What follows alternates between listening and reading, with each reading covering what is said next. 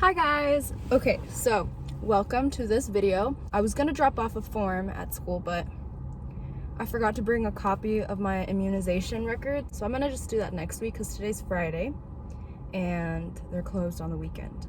I kind of want vegan donuts, so I'm gonna go get vegan donuts and drive extra, because why not? I forgot that they only take cash and I wanted to get like a good selection, but I couldn't do that because I only had $6 on me. I was only able to afford 4 donuts. So this is what my display looks like. So my original plan was to film in here, but it's really hot out today and I'm wearing a jacket like a dumb person. Much better, but not really, because it's still flaming hot in here. I think I'm just gonna wait till I get home. Okay, so I just got home and now I'm ready to try out these donuts. First, I'm just gonna put on some hand sanitizer.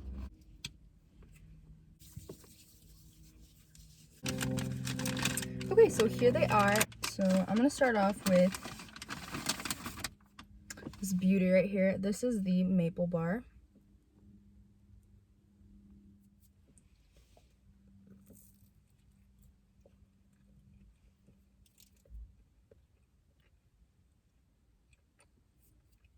Anyway, this video, I'm gonna talk about how I got into dental school. Really exciting stuff. But it is a long process, so I thought I would talk about it for anyone who's interested or for anyone who might be applying or coming up to applying this year. This one's okay. Like, it's good, but I think I got better, so I'm gonna swap it out. Okay, so this is the cinnamon twist. This is huge. It is monstrously big. Okay, so my story starts off with me going to college. So it's my first year of college. Or actually, no, it starts in high school. Okay, this is the chunk that I got.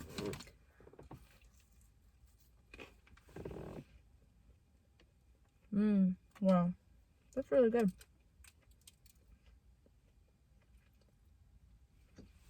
So it starts in high school, and I went to a career fair with my mom when I was like 16. And no, I might have been 17, yeah. And I knew that I wanted to do something either science or cooking, because I love cooking, if you know how I am. So I really wanted to be a pastry chef, or I wanted to be a doctor. I didn't know what kind of doctor I wanted to be. I just knew that I wanted to be a doctor. So a few years back, before that, I guess it starts way earlier, we went to a convention, and it was like a health convention. So they had eye exams there that you could do for free, physicals, random checkups, like for specific things. I don't remember. I was pretty young when this happened, but yeah, so we went to that with my mom, and then the doctor, I was wearing glasses because I've worn glasses since I was 7, and I asked them, and I said, oh, so how long did it take you to be a doctor? And she said, oh, just 4 years of undergrad, and then after that went back to school for 4 years. So I was like, oh my god, 8 years? That's nothing. I could totally do that. So I said, oh my god, eye doctor? I'm there.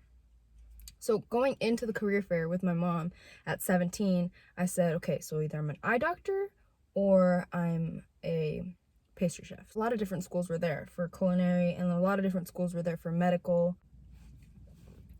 And I looked at the salary for pastry chef and I compared it to doctor, which realistically, no duh, doctors are gonna make more, but I said I like both, and the money is where it's at with medical. So that's basically how I chose what I wanted to be. Later on, before the summer before I went to college, I was hanging out with my dad, and which is really weird because we don't hang out, but his breath smelled horrible, like, oh my god, so bad. And I told him, like, have you brushed your teeth? And I looked at, like, in his mouth, and it was just disgusting. Like, I was so grossed out. I was like, ew, you really need a brush. I ended up cleaning his teeth for the day. Teeth for the day, not teeth. But yeah, so I cleaned his teeth. And that's pretty much how I got into dentistry. I, like, went to school, kept thinking I wanted to be an eye doctor, realized that optometry wasn't for me. Like, it wasn't a good enough reason. Like, oh, I wear glasses. Like, that's not a reason to do something. You're not going to become a famous soccer player because you played soccer when you were 5. Like, no. So yeah, fast forward a couple of years, I came back home because I went out of the city for my first year of undergrad, and I started going into like all the predental activities.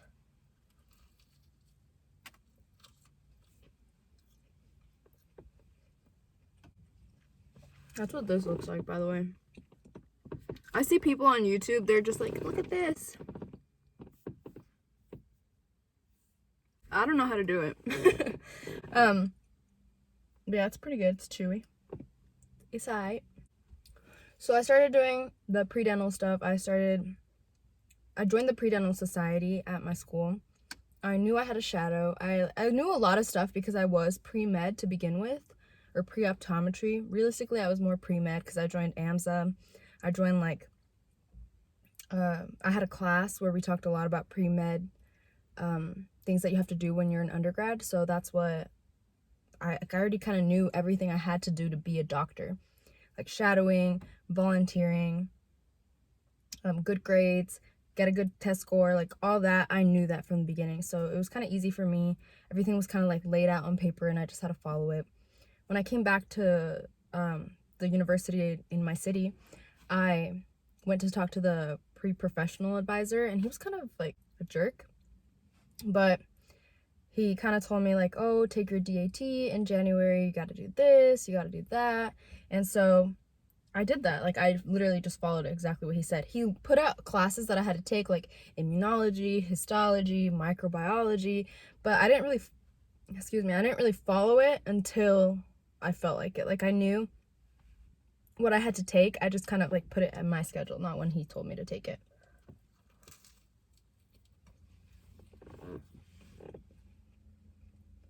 The following year, I quit my job, and I said, I gotta start shadowing because it's 2017. I have to get going. I graduate in 2019. It's time to start. Can't leave stuff till the end. But my neighbors are here.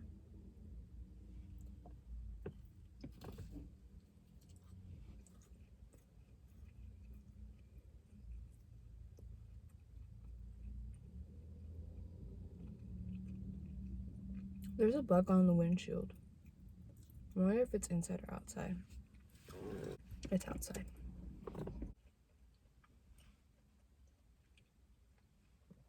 I hope they didn't see me staring at them. Alright, I'm gonna face this way. I'm on my driveway. There's really good lighting out here. So it's 2017. I realized I have to shadow, and quit my job, and I went to shadow.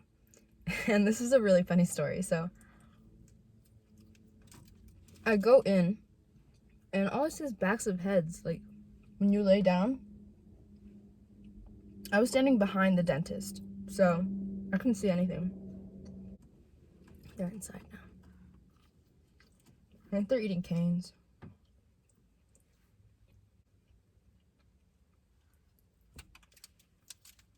I go in, I have a pretty miserable time, and I start talking to my dentist. And this is the guy that I go to get my teeth cleaned as well. So I've known him for a while. I've been going to him since I was maybe 12 or 13 years old. And I'm 22 now, so it's a good minute. In all this time, he's never said anything about his personal life. It's like strictly professional. And I'm straight up curious if he's married, like, or not if he's seeing anyone. I just wanted to know, like, oh, are you married? Like, how is that work-life balance? Like, I was just curious. So I asked him, and he said, nope. And I was like, okay, all right.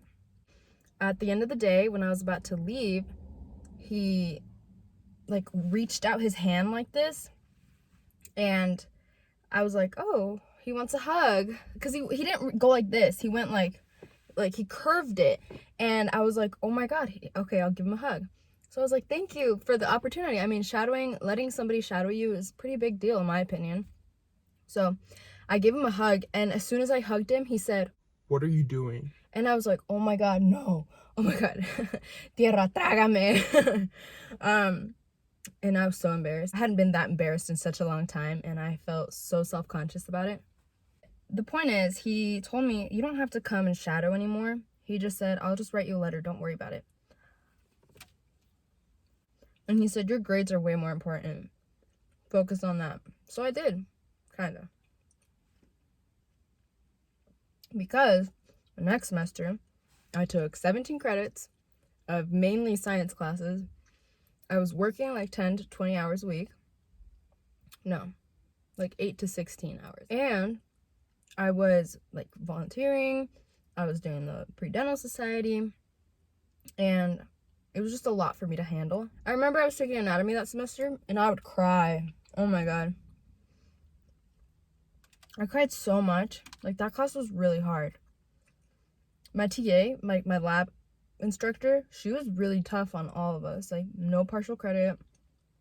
And like, for everything, like, she was very specific. Like, she would want to make sure you knew every like ligament in the knee, which to me, it's like, why do I need to know that to be a dentist? But I started shadowing a surgeon over the summer because he was a professor at the dental school, and I thought if I shadowed him and had that on my application, it would look really good. Turned out that taking 17 credits was not going to help me shadow because I didn't go back at all. That was really difficult, but I did it. I think I got almost all B's, so it wasn't like horrible, but it was really difficult. It took a really big toll on me. At the next year, 2018, I was slacking off that year. I really was. Up until the fall, I should have just chilled the whole year. Except for physics. I took physics over summer. That was really hard. Don't do that. But fall 2018 came around, and I knew that I had to take my DAT that semester. And so I scheduled it. I had a meeting with my coordinator, my advisor for the program that helps minorities get free tutoring, free books, just help them succeed because they might not have the resources to do so. And I was in that program for a bit, and I wanted to meet with my advisor so I could talk to her about the DAT. And it ended up being that she was kind of like a real... I just started being a bitch back. I mean, she didn't know I was predental. Like, if you're an advisor, you should probably keep track of your students. But she didn't. And then, that's not the point. The point is, we were supposed to have a meeting. She canceled on me last minute because she had a family emergency, whatever, I get it. I said, I have to schedule my DAT. Like, I have to do this. So I scheduled it. I meet with her. And then she said, you know, we have a waiver for the DAT. And I'm like, I did not know that. And she says, yeah, like, so you don't have to pay all of it. And I was like, well, I already paid for it. I signed up for it. And she's like, oh. So there goes $500 down the drain. I was so annoyed. I need water. Oh my God. BRB. Okay, I'm back. I not only was dying of heat stroke, I also had to use the bathroom. But anyway. So, where was I? I was annoyed with that lady for not telling me anything. I was annoyed that she didn't keep track of me as one of her students. It's because I asked her if we could get me some money back, like as a refund, but you couldn't do that because it's not through the university. It was through the ADA, and she couldn't do anything about that, and neither could I. She annoys me, but but even then, like now, she like asked me if I took the DAT yet, and it's like, I got into dental school already, so why are you asking me this? But that's not the point. So I knew that I had to take it. I signed up. I was annoyed with her. I used DAT bootcamp to study for my exam, and it was really, really helpful. I recommend it. This video is not sponsored, but it really should because I love... Okay, apparently my phone's too hot to keep recording, so I might have to stop. Okay, so yeah, I signed up for it, and it's fall 2018. And in that time, in that semester, I don't remember how many credits I was taking, but I would study maybe once or twice a week, sometimes not at all. And that was just not very helpful. I tried to practice the perceptual analysis more, or perceptual ability a lot, but I was just never good at it. Like, I would take the practice test, I would do the little generator and nothing. I would always do just as bad, but I just kept going. Like, you can't stop when you're on a time crunch. I continued. I just did my semester pretty much. I said I'm just gonna buckle down, get it all done in the month of winter break, because I'd scheduled it for January, like the weekend right before I went back to school. It was December 17th. I had just finished skiing for the first time in my life, and we're all relaxing in our hotel, and then there's me who's on her computer trying to figure out a passage, telling everybody to shut up in the background. But that's what I did. I studied maybe 8 to 12 hours a day. There's like a lot of range in that, but that's because every day was different. It really never was concise. It's holidays, like it's the holiday season during that time. So there's Christmas, New Year's, my mom's birthday, wanting to go out in general. Like, it's just a lot to do. I wouldn't recommend it, but I would recommend it. It's weird. Like, if you believe you can do it, it's all up to you. I would do it. If you think you can't do it, 1 month isn't enough, don't do it.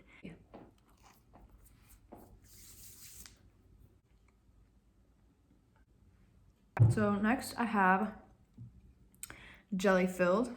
It's almost the size of my head, but not quite. I studied like a mad woman. Like a mad woman.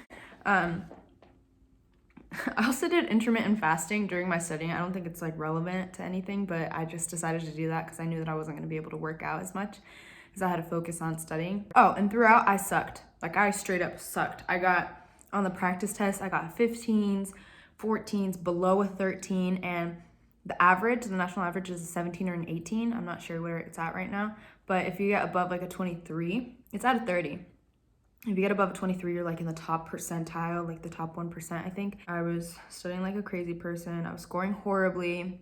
I was just overall really sad. I was really stressed out. Something that really did help me in that time, though, was my boyfriend. He was like an angel sent from the heavens at that time, because he would help me study so much. He would quiz me on all my OChem reactions. He would just like help me with anything that he could, even though he had never taken OChem before, and even though he didn't understand like all the upper biology stuff that I had taken. And the perceptual ability, he was actually really good at it, and I wasn't. The day came and I was really annoyed. I was nervous. I was just really scared. The last week of my studying was the first time that I ever scored like a 20 on a practice test, and it was just kind of nerve-wracking to think, I've been doing so bad. Am I really doing good now, or is that just luck? So, who knows?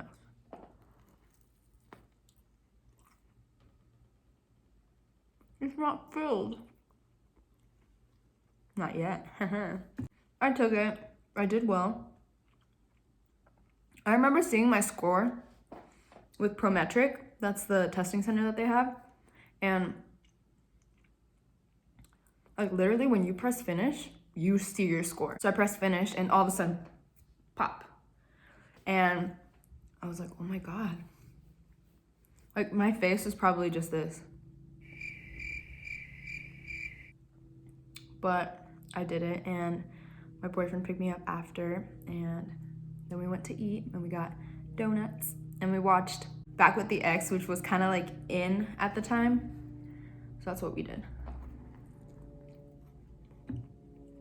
And that's pretty much how like I started getting into the application cycle. Okay, so now I'm gonna talk about the application cycle. So I started up my application in May. I went to some pre-professional workshops, like how to make a personal statement. I went to how to get letters of recommendation, how do you actually apply through a centralized application system, like how you do all that. And that was through the school. And I started writing that. I wrote my personal statement, my first draft, the summer of 2018. So I wrote it like, I guess, a year previously to when I was going to apply. I was just bored one day and I wrote it. It was like, it sucked.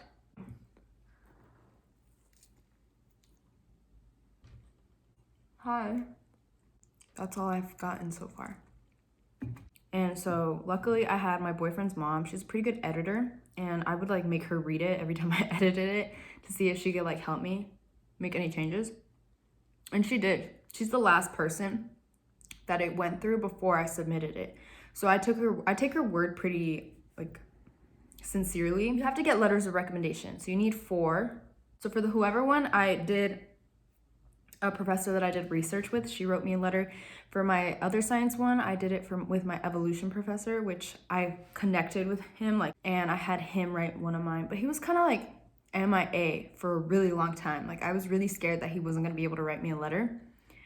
I asked another professor of mine to write me a letter, and he said no. And he said that I should have a like mammology professor write it, or somebody that is more into human anatomy. Did I look for somebody else to write it? No.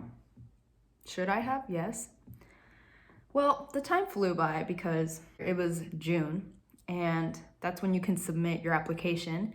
And I went to an event called Shadow a Dental Student, and the dental students there were giving us advice on for the people who were gonna apply that year or applying at that moment. And of course I raised my hand, I'm applying, and they said, have you submitted? And I was like, no, not yet. And they're like, well, you're late. And the way that this late makes you feel is like your period is 2 weeks late. That's how it makes you feel. Like, so my stress levels were already here. They overload stress. I would take my computer to work every single day to start typing all my experiences, all my descriptions. And I had done a lot, which I didn't realize that I had done a lot until I had to write everything down. And of course there was stuff that I forgot that I had to keep going back to edit, but it was a lot to do. And for somebody to tell you you're late, like that just doesn't make you feel any better. So I got done with all my experiences. I finished everything. Literally the only thing holding me back was a letter. I emailed that professor and I said, I really can't find anybody to write me a letter. And at this point, I was his employee. I was working for him 25 plus hours a week devoted to his research lab, and he still wasn't gonna write me a letter. I was distraught. So I go back and I tell him that I still don't have anybody writing me a letter. And he goes, well, did you ask? But I was like, yeah, I've been looking. And he's like, I don't know if I can write you a letter. I really think you should find someone else. So I found someone else to ask. I asked them and they kicked me to the curb and they said, I can't do it. So I'm gonna try the filling now.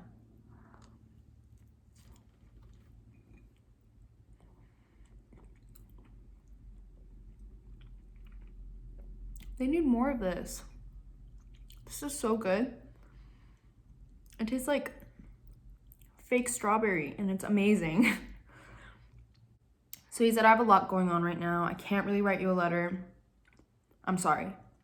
So I go back and I said, hey, that guy I asked, the professor, he said no. And I really needed to submit at that point. It was already the end of June. It was probably around 10 days before I actually submitted or I wanted to submit. And he was still like being really annoying about it. Like, why can't you just write me a letter? Like, I work for you. I was one of your best students. I got an A in your class. Like, please, why can't you just help me out? And I was really thinking that I wasn't gonna be able to apply because of him. But God came above him. The angel Gabriel showed up and said, you will write Minerva a letter. And then he said, okay, I'll write you a letter. And I said, great, thank you. I'll send you the information. Thank you so much.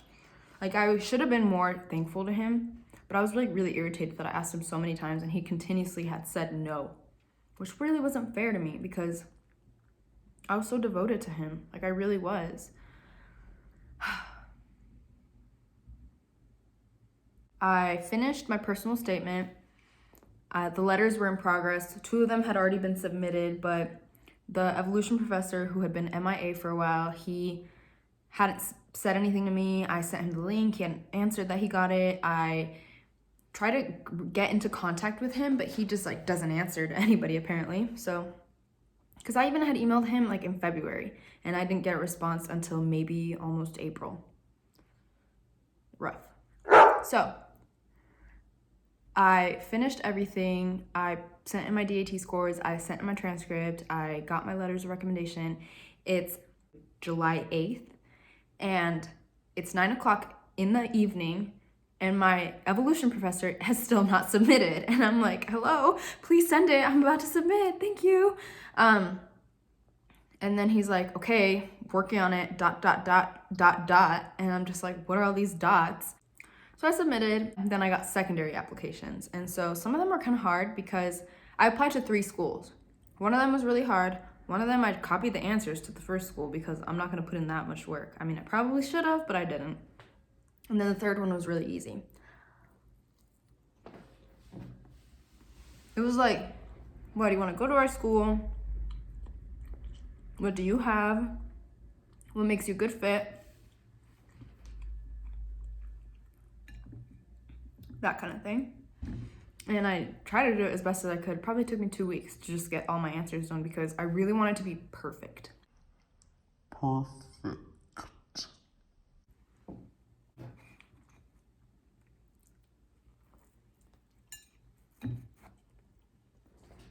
But I got an interview in August, I found out.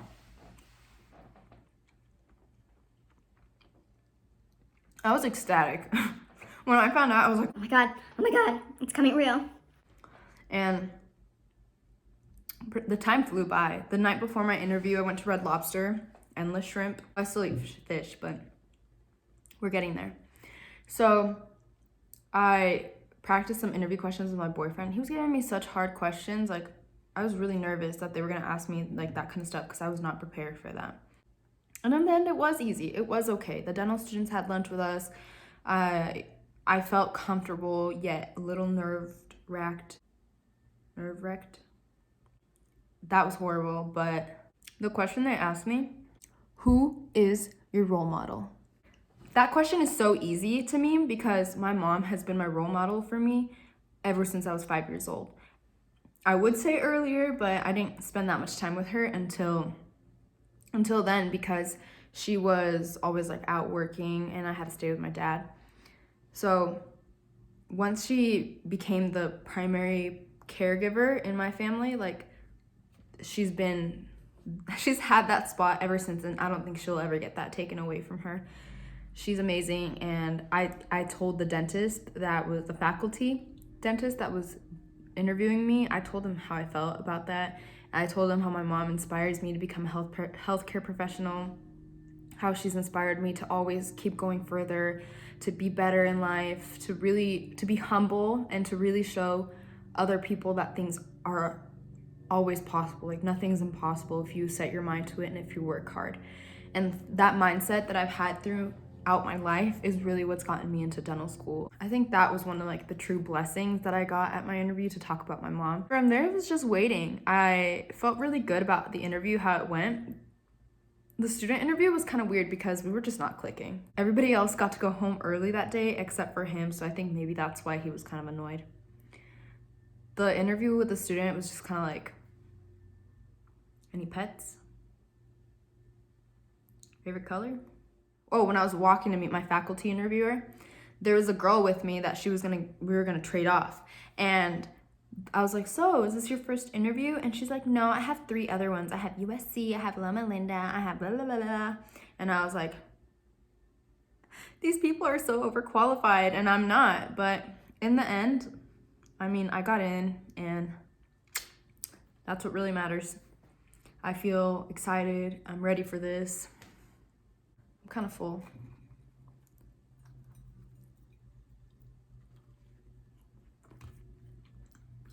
I think I ate like 2 donuts, maybe 2.5. Anyway, if you've made it this far, thank you so much for watching. I appreciate you so much on a whole new level. If you did like this video, please give it a thumbs up. Please subscribe to my channel if you want to keep seeing videos of me. Other than that, I hope you have a good day. And if you are a pre-dental student or pre-med, or you're into the healthcare profession, or you're wanting to be in that profession, I wish you the best of luck. I just want to say that nothing's impossible. Keep going. Really set your mind to it and think about the reason that you're doing this.